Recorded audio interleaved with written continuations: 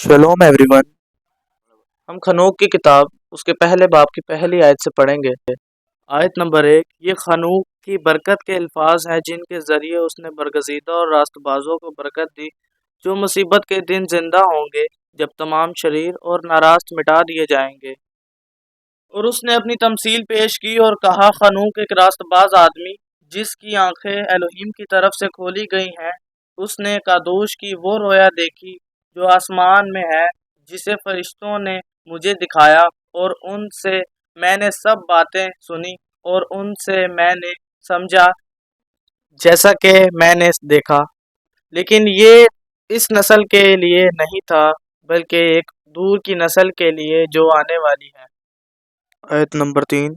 बरगुज़ीदा लोगों के बारे में मैंने ये कहा और उनके बारे में अपनी तमसील पेश की कि कदूश अजीम ज़ात अपनी सकूनत गाह से ज़ाहिर होगी।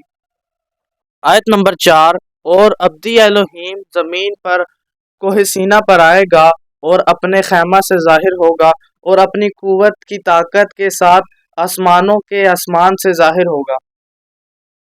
आयत नंबर 5। और सब खौफ से मगलूब होंगे और निगरान कांपेंगे और ज़मीन के किनारों तक सब पर बड़ा खौफ और लर्जा तारी होगा।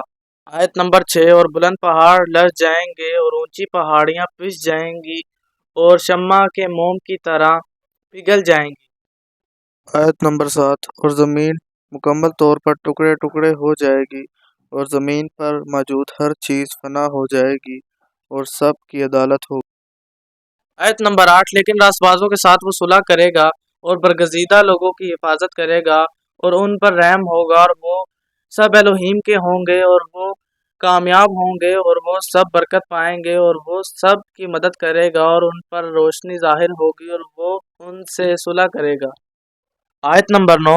और देखो वो अपने 10,000 कादूशों के साथ आ रहा है ताकि सबकी अदालत करे और तमाम शरीरों को फना करे और तमाम बशर को उनके शरीर अमाल की सज़ा दे जो उन्होंने बदी से किए हैं, और उन सख्त बातों की भी जो शरीर गुनाहगारों ने उसके खिलाफ कही हैं।